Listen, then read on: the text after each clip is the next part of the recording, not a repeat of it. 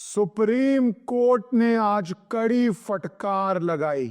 किस किस तरह की कहानियां, किस किस तरह के केसेस बार बार सुप्रीम कोर्ट में डल रहे हैं। मैंने आपको पिछली एक वीडियो में बताया था कि ये पिटीशन डला था सुप्रीम कोर्ट में कि रोहिंग्यास को पकड़ा, हाथ बांधे, आंख पे पट्टी लगाई, उनको दिल्ली में कहा कि तुम्हें बायोमेट्रिक के लिए लेके जा रहे हैं। बायोमेट्रिक में ले जाने की जगह उनको ले गए अंडमान और निकोबार आइलैंड्स। वहां पे अंडमान और निकोबार आइलैंड्स में ले जाने के बाद उनसे पूछा गया कि आपको भेजा जाए म्यांमार या आपको भेजा जाए इंडोनेशिया, और उन्होंने कहा हमें भेजो इंडोनेशिया। पर अथॉरिटीज ने उनको अलेजेडली रिसीव किया, उनके हाथ पैर बांधे हुए थे, उनको इंटरनेशनल पानी में छोड़ दिया। रिफ्यूजीज जो शोर पे थे उनको फिर लाइफ जैकेट पहन के तैरना पड़ा। तैर के पहुंचे तो पाया वोला हम म्यांमार में हैं। ये 8 मई को हेयरिंग हुई थी। आज 16 मई को एक नया केस आया, सेम चीजों को लेके आया पर डिफरेंट लैंग्वेज में लेके आया। यूनाइटेड नेशंस तक का हवाला दिया। कोर्ट ने बहुत इस पे स्ट्रिक्ट व्यू लेके हुए कई पियर्सिंग सवाल, कड़े सवाल पूछे पिटिशनर्स के काउंसिल में। 8 मई को मैंने बताया था किस तरह mister Colin Gonsalves senior advocate, mister Prashant Bhushan ने आर्ग्यू किया था और उन्होंने क्या क्या प्रेयर्स मांगी थी। आज की हेयरिंग में कोर्ट ने इतना तक कह दिया कि आप ब्यूटीफुली क्राफ्टेड स्टोरीज लेके आ रहे हैं, इनकी सच्चाई क्या है, वेरिफिकेशन क्या है, वो मैं आऊंगा, आज की हेयरिंग पे आऊंगा। पर उस हेयरिंग में आपको याद है 3 प्रेयर्स थी। ये प्रेयर्स नहीं भूलनी चाहिए आपको, क्योंकि आज जो हेयरिंग हुई, और वैसे सोचिए देश में एक आम आदमी को कोर्ट पहुंचने के लिए कितनी कठिनाई लेनी पड़ती है। कठिनाई कैसे शुरू होती है? फैक्ट्स इकट्ठे करने पड़ते हैं, लॉयर के पास जाना पड़ता है, सुप्रीम कोर्ट के लिए पिटीशन ड्राफ्ट होती है, एक फॉर्मल प्रोसीजर है, उसके बाद कोई काउंसिल है जो कोर्ट में आर्ग्यू करता है, और फिर सुनवाई होती है, उसमें कितना खर्चा होता है, पैसा लगता है, टाइम लगता है। यहाँ पे अभी 8 मई को केस डाल के काउंसिल्स मिल गए, आज 16 मई को भी काउंसिल जा रहे हैं। तो ये सिर्फ इस बात पर टिप्पणी है कि जा कौन रहे हैं और कितना इजी है पिटीशन बनाना, काउंसल करना, कितने ऑर्गेनाइज्ड हैं ये ग्रुप्स, ये सोचने की बात है। क्लाइंट ऑर्गेनाइज्ड कितना है ये सोचने की बात है। किसी भी काउंसिल के लिए क्लाइंट हो सकता है, किसी भी एनजीओ का कॉज हो सकता है, सोचने वाली बात है। तो उस केस में प्रेयर थी, प्रेयर 1 के रोका जाए जो रोहिंग्या को उठा के फेंका जा रहा है। प्रेयर क्यों इंपॉर्टेंट है? क्योंकि आज की हियरिंग के लिए इंपॉर्टेंट है। क्या प्रेयर थी? आज की हियरिंग में कोर्ट ने जो ऑब्जर्वेशंस करी उसके हिसाब से बहुत इंपॉर्टेंट है। पहला कि उनको जबरदस्ती क्लैंडसाइन मैनर में डिपोर्ट किया जा रहा है, उनको वापस नई दिल्ली फ्लाई किया जाए, इतना पैसा खर्चा जाए कि उनको वापस नई दिल्ली फ्लाई किया जाए। दूसरा कि जो के पास यूएन का कार्ड है, UNHCR, उसको ना भेजा जाए। और तीसरा तो मेरे ख्याल से cherry on the cake, 50 lakh compensation दी जाए। टैक्स पेयर का पैसा रोहिंग्या इलीगल इमिग्रेंट्स, भारतीय भी नहीं, 50 लाख रुपया उन्होंने दिता जाए। आप देखो लिमिट। ये प्रेयर्स थी। कोर्ट ने कुछ नहीं किया था, कोर्ट ने सिंपली डेट लगा दी थी। अब आ जाते हैं आज की हियरिंग। आज की हियरिंग में क्लेम किया जाता है कि यूएन भी मान रहा है, यूएन रिपोर्ट कह रही है कि आप इन लोगों को उठाया गया, इनको उठा के भेजा गया, एंड आर्ग्यूमेंट किया जाता है please hear us before they die. Level देखिए आप, please hear us before they die, pleaded for the petitioner, जो काउंसिल पेश हो रहे थे। ये इमोशनल सिंपैथेटिक ग्राउंड्स बहुत ऑफन कोर्ट में खेले जाते हैं, और कोर्ट ने इनिशियली कह दिया कि ब्यूटिफुली क्राफ्टेड स्टोरीज लग रही हैं ये, क्या आपके पास प्रूफ है? कोर्ट ने पूछा सवाल, और मैं आपको सुनाऊंगा कोर्ट ने क्या क्वेश्चंस पूछे। बेंच क्वेश्चंस पूछता है, क्या ऑब्जर्वेशंस आई, क्या जवाब आया। वीडियो के एंड में मोस्ट इंपॉर्टेंट पार्ट तो ऑब्वियसली प्रोसीडिंग का होता है कि ऑर्डर क्या आया। सब कुछ ऑर्डर पे डिपेंड करता है, ऑर्डर क्या है, ऑब्जर्वेशंस पे नहीं। ऑब्जर्वेशंस कई बार कोर्ट करता है टू गेट एन आंसर, इस बारी ऑब्जर्वेशन में कई स्ट्रिक्ट ऑब्जर्वेशंस थी, पर ऑब्जर्वेशंस होती है जवाब देने के लिए, ऑर्डर में जो आता है वो वाइटल होता है। तो ऑब्जर्वेशंस तो सुनते रहिए, पर ऑर्डर की वेट कीजिए। कई बार ऑब्जर्वेशंस कुछ होती हैं, जवाब आता है ऑर्डर, फिर जो लग रहा होता है ऑब्जर्वेशन से कह रहे हैं ये तो एक साइड से टफ क्वेश्चंस पूछ रहे हैं, पर जब ऑर्डर आता है उस साइड को रिलीफ मिल जाता है, उस साइड केस जीत जाती है, क्योंकि ऑब्जर्वेशंस या questions is a better way.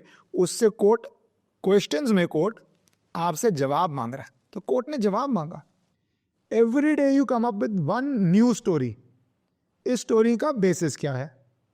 Please show us material on record. किस मटीरियल से आप ये एलिगेशंस मार रहे हैं? एडवोकेट ने कहा, after being taken to Andaman and dropped in the sea and now they are in the war zone. उनको वो म्यांमार लेता नहीं वापस। म्यांमार के नागरिक हैं, म्यांमार के सिटीजन है, म्यांमार लेता नहीं, और वो वॉर जोन में पहुंच गए, तो भारत ले ले। मेरा सवाल है, भारत धर्मशाला है? भारत की इकोनॉमिक रिस्पॉन्सिबिलिटीज नहीं है भारत के नागरिकों के लिए? हेल्थ केयर हमारे नागरिकों को हमें प्रोवाइड करना है, वो आके हमारा हेल्थ केयर लें, हमारा वेलफेयर लें, हमारी जॉब्स लें, और हमारे लिए नेशनल सिक्योरिटी थ्रेट बन जाए। क्या राइट है उनका? आगे आता हूं। फिर कोर्ट ने सवाल पूछा, उनको देख कौन रहा है? ये प्रूफ जो आप कह रहे हो, ये वीडियो रिकॉर्डिंग किसने करी है? पिटिशनर जो यहाँ पे है, जिसने केस डाला होगा, वो कैसे वापस आ गया? तो इस पे एडवोकेट ने आंसर दिया कि जो पिटिशनर इंडिया में ना, उनको टेलीफोन कॉल्स आ रहे थे। ये बहुत सीरियस ऑब्जर्वेशन है कोर्ट की। कोर्ट ने कहा कि when the country is going through a difficult time, you come out with such fanciful ideas. आपको पता है देश में क्या चल रहा है? छुपा तो नहीं है। किस तरह पाकिस्तान ने पहलगाम किया, किस तरह भारत पहलगाम के जवाब में पाकिस्तान की एयर बेसेस को, मिलिट्री इंफ्रास्ट्रक्चर को, उससे पहले टेररिस्ट को अटैक किया, किस तरह एक तरह से वॉर चल रही है। इंडस वाटर जब तक सस्पेंडेड है, वो एक वॉर चल रही है। पाकिस्तान तो उसको घोषित वॉर कह रहा है, आप उसको अघोषित वॉर मान लीजिए। पानी रोका हुआ किसी का आपने, वो चल रही है। और हमारी नेशनल सिक्योरिटी में पाया कि कितने पाकिस्तानी सिटीजन्स भारत में रह रहे हैं, कोई शादी करके, कोई नौकरी करता हुआ, एक ने तो मेरे ख्याल से क्लेम किया कि उसने वोट भी किया हुआ। ऐसे कितने हैं? एक आया था कि 20-22 पाकिस्तानी हैं, उनका परिवार बढ़ के अब यूपी के अंदर 500 का हो चुका है, ग्रैंड पेरेंट्स बन चुके हैं, उनकी जॉब्स कहाँ पे हैं। बहुत सारे सेंसिटिव इश्यूज इसके अंदर पेंडिंग है। तो कोर्ट ने ये सब नहीं बोला। कोर्ट ने तो सिर्फ एक ब्रीफ में जो होता है, when the country is going through a difficult time you come out with such fanciful ideas. Court ने दोबारा पूछा कि ये फोन कॉल्स हैं पिटिशनर के, प्रूफ्स हैं, ये हैं कहाँ से, मटेरियल कहाँ से आ रहा है? उसका जवाब दिया एडवोकेट गुंजाल्विस, हसीन एडवोकेट गुंजाल्विस, ये टेप रिकॉर्डिंग है from the shores of Myanmar. Government verify करे, no problem, our relative was deported. Government Pakistan से लड़े या ये वेरीफाई करने बैठे कि किसी ने कोई वीडियो शूट कर दी है तो उसकी वेरासिटी क्या है? वाह। कोर्ट ने फिर पूछा, जब पिटिशनर दिल्ली में है तो ये कैसे कह रहा है वो कि समुंदर में बाकी लोगों को फेंक दिया गया? जवाब फिर वही, बार बार हमें फ़ोन कॉल आया, हमें फ़ोन कॉल आया। अच्छा, एक नया ग्राउंड लिया गया कि यूनाइटेड नेशंस ह्यूमन राइट्स का जो ऑफिस है उसने इस इशू का नोट ले लिया है और उसने इंक्वायरी स्टार्ट कर दी है मैटर में, कि यूएन ने नोट ले लिया है और वो इसके अंदर इंक्वायरी करेगी। ठीक है, मैं आता हूँ इस पर। अच्छा, ये तो कोर्ट ने बोल दिया मटेरियल कहाँ है, जो ये बात लिए गया। कोर्ट ने इस पे मेरे हिसाब से स्ट्रिक्ट ऑब्जर्वेशन किया। कोर्ट ने एक स्ट्रिक्ट क्वेश्चन पूछा या ऑब्जर्वेशन भी किया कि ये आप यूएनएचआरसी रिपोर्ट, जो भी रिपोर्ट का कह रहे हैं, इसको रिकॉर्ड पे लाइए। Place those reports on record, we will see all those people who are sitting outside can not challenge our sovereignty. देश हमारा इंडिपेंडेंट है, हमारे देश में सर्वोच्च न्यायालय सुप्रीम कोर्ट है, जो फैसला होता है वो बाइंडिंग होता है पूरे देश में। ये कौन है? United Nations. और वो जो भी कर रहा हो हमारे देश में, हमारे सॉवरेन सिस्टम में, हमारे प्राइम मिनिस्टर हैं देश के, हमारे प्रेसिडेंट हैं देश के, हमारे चीफ जस्टिस ऑफ इंडिया हैं, हमारा सुप्रीम कोर्ट है, हमारी लोकसभा है, हमारा राज्यसभा है, हमारे आर्मी चीफ है। कोई भी ऐसी चीज जो देश की सॉवरेनिटी का सिंबल है, ये सारे सिंबल्स हैं, सॉवरेनिटी तो देश में है पर ये सारे सिंबल्स हैं। यूएन क्या करता है, इंटरनेशनल कोर्ट क्या करता है, यूरोपियन ह्यूमन राइट्स कमीशन क्या करता है, यूएस में बैठी फ्रीडम ऑफ रिलीजन के ऊपर कोई कमेटी क्या करती है, ये बहुत चलता है। और ये मैं सवाल ना बहुत बारी पूछता हूँ, लोगों से डिस्कस करता हूँ, ये क्या चल रहा है हमारे देश में, क्यों इन चीज़ों को इंपॉर्टेंस देते हैं। न्यूयॉर्क टाइम्स कुछ लिखता है, न्यूयॉर्क टाइम्स शुरू में क्या लिख रहा था वॉर के ऊपर, थोड़ा सा विषय से अलग हूँ पर देश के समय चल रहा है ना ये, बाद में इतना फैक्ट आया, इतना फैक्ट आया, इतना डाटा आया, न्यूयॉर्क टाइम्स को बोलना पड़ा हाँ सारा डैमेज इंडिया ने पाकिस्तान पे किया है। उससे पहले मनोहर कहानियां कर रहे थे, नई नई फैंसेबल स्टोरीज कर रहे थे।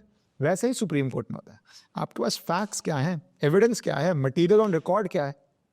कोर्ट ने बोला देखेंगे यूएन रिपोर्ट को। कोर्ट ने यह भी कहा कि 8 मई को हियरिंग हो चुकी है, 3 जज बेंच था, आप फिर वो लेके आ गए हैं और आप इंटरिम ऑर्डर चाह रहे हैं, अर्जेंट ऑर्डर चाह रहे हैं कि सब कुछ रोक दिया जाए भारत सरकार का, किसी को डिपोर्ट ना किया जाए, पॉज कर दिया जाए। फिर एक केस का हवाला दिया, ये इंपॉर्टेंट पॉइंट है कि रहने का भारत में हक किसको है। पिछली हियरिंग भी कोर्ट ने साफ कर दिया था कि जो इंडियन है सिर्फ उसको इंडिया में रहने का हक है, जो इंडियन नहीं है उसको रहने का हक नहीं है। Right to reside in India is only for Indian citizens, not for Rohingyas. Supreme court इस पर बहुत क्लियर है, पर आप बार बार ट्राई करते हैं और सोचते हैं कि शायद कोई डिफरेंट बेंच हो जाए, बेंच का कॉम्पोजिशन चेंज हो जाए, शायद आप केस जीत जाएं। कोर्ट का वैल्यूएबल प्रेशियस टाइम है। आप इंडियंस को रिलीफ चाहिए कितने मैटर्स है, और आप रोहिंग्यास के लिए आते रहते हैं। फिर कोर्ट को जो आर्ग्यूमेंट साइड किया गया काउंसिल द्वारा वो ये था कि एक NHRC versus state of Arunachal Pradesh case है जिसमें कहा गया था कि नॉन सिटीजन्स के भी फंडामेंटल राइट्स हैं और unlawful eviction of Chakma people रोक दी गई थी। ऑनरेबल कोर्ट ने उसी समय इस पे पॉइंट आउट भी कर दिया और कोर्ट को बोला भी कि उस केस में यूनियन गवर्नमेंट ने कहा था कि इंडियन सिटीजनशिप हम चाकमा पीपल को दे रहे हैं, इस इशू को हम अंडर कंसिडरेशन विचार कर रहे हैं। और कोर्ट का रिलीफ उस कॉन्टेक्स्ट में था जब इंडियन गवर्नमेंट ही कह रही थी हम सिटीजनशिप देने पे उस पर चर्चा कर रहे हैं।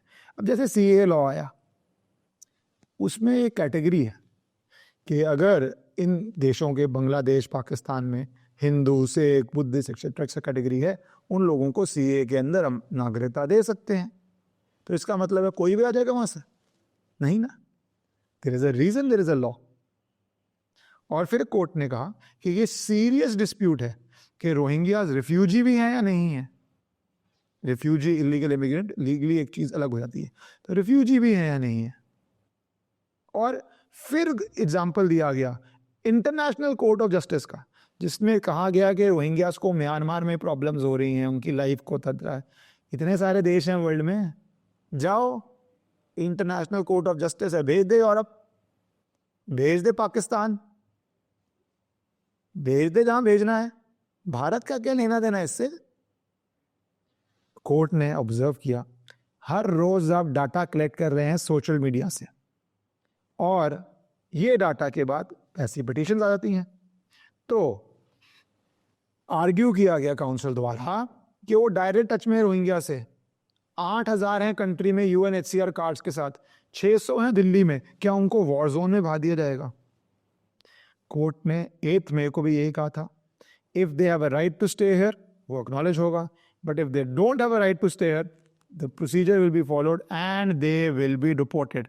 कोर्ट का ऑर्डर आज भी आया, very clear order, very crisp order. ये जो सारे सवाल थे, ये जो मैं कोर्ट की आपको ऑब्जर्वेशंस बता रहा था, वो इसलिए कि आपको समझ तो आए कि कोर्ट में चल क्या रहा है। थोड़ा मैंने आपको अपना ओपिनियन भी दिया, आप भी नीचे अपना ओपिनियन ट्वीट कीजिए। भारत भारतवासियों का है, ये मेरा मानना है, हमारे सिटीजन्स का है। बाहर के लोग आएंगे तो मटके के अंदर छेद है, पानी निकलता रहेगा। पानी क्या, इकोनॉमिक ग्रोथ निकल जाएगी, हम हेल्थ केयर बढ़ाएंगे निकल जाएगा, हम वेलफेयर करेंगे निकल जाएगा, हमारे नागरिकों को नहीं मिलेगा। तो कोर्ट का ऑर्डर बहुत क्रिस्प था। कोर्ट ने हाँ, ये कहा यूएन पे कि जो भारत के बाहर बैठे हैं वो हमारी सॉवरेनिटी चैलेंज नहीं कर सकते।